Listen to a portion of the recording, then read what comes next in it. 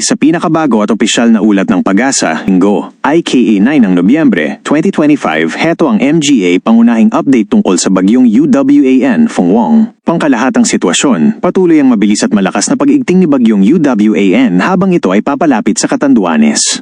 Huling lokasyon, base sa 5 AM Pag-asa Bulletin. Huling namataan ang sentro ng mata ng bagyong UWAN sa 355 km silangan ng Virac, Catanduanes. Lakas ng hangin. Maximum sustained winds 185 km per hour malapit sa gitna. Pagbugso, gustiness, umaabot sa 230 km per hour. Pagkilos, kumikilos ito pa kanluran, hilagang kanluran, WNW sa bilis na 35 km per hour. Landfall at forecast track. Inaasahang tatawid ang mata ng bagyo malapit sa Catanduanes ngayong linggo ng umaga. Maaring maglandfall sa pagitan ng Southern Isabela o Northern Aurora ngayong linggo ng gabi o Lunes ng madaling ARAW. Patuloy ang banta na maabot nito ang kategoryang Super Typhoon base sa 5 AM Bulletin. Signal number 4. Catanduanes, eastern portion ng Camarines Sur, eastern portion ng Albay, southeastern portion ng Camarines Norte. Signal number 3. Sorsogon, Ticao at Burias Islands, Masbate, Laguna, Rizal, northern at central parts ng Quezon kasama ang Polillo Islands, Metro Manila at ilang bahagi ng Aurora, Isabela at Cagayan. Signal number 2. Rest of Camarines Norte, rest of Albay, Batangas, Cavite, northern Samar, eastern Samar at iba pang lugar sa Luzon at Visayas. Signal number 1. Ilocos Norte, Ilocos Sur, La Union, Pangasinan at iba pang malalayong lugar sa Luzon at Visayas. Narito ang pinagsama-samang impormasyon tungkol sa suspensyon ng klase at trabaho, walang pasok at MGA kanselasyon ng biyahe dahil sa bagyong UWAN Fengwang. Linggo, Nobyembre 9 ngayon at ang pinakamalaking epekto ay inaasahan ngayong ARAW at bukas Lunes, Nobyembre 10, pinakamarami ang suspensyon para sa MGA petsang ito. Linggo, Nobyembre 9, 2025, nagdeklara na ng suspensyon kabilang ang Catanduanes, all levels, public at private. Taguig City, all levels kasama ang lahat ng school activities suspendido rin bukas, Lunes, November 10th. Marikina City, all levels, public at private. Suspensión para bukas, Lunes, Nobyembre 10, 2025.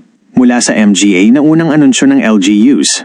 Maraming LGUs ang nagdeklara ng suspensyon ng klase sa lahat ng antas, all levels, at trabaho sa gobyerno, maliban sa emergency disaster response personnel. Metro Manila Cities, all levels, public at private, Caloocan, Las Piñas, Malabon, Mandaluyong, Marikina, Muntinlupa, Navotas, Pasig, San Juan, Taguig, kasama ang school activities, Valenzuela. Shift to alternative/no face-to-face, City of Manila, Pasay City, Quezon City, Cavite, Cavite City, Dasmariñas, General Trias, Imus, Silang, Tanza, Trece Martires, Alfonso, all levels at government offices.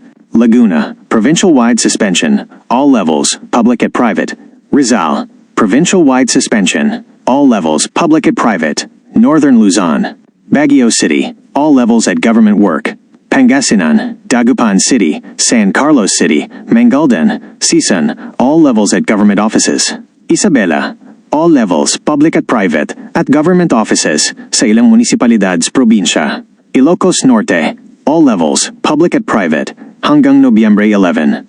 Iba pang lugar, Bataan, Orani, Bulacan, Santa Maria, San Jose del Monte, Batangas, San Luis, Bawan, at iba pang LGUs. Paalala, ang discretionary suspension ay nasa kamay ng pamunuan ng MGA private schools at pribadong kumpanya. Cancelled flights at Sea Travel, biyaheng dagat.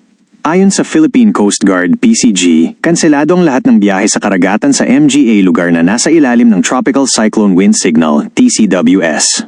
Dahil nakataas ang signal number 4 sa Catanduanes at mataas na signal sa Bicol at Eastern Visayas, asahang maraming biyahe sa pantalan ng kanselado o stranded sa MGA rehiyong ito. Air travel, biyaheng himpapawid.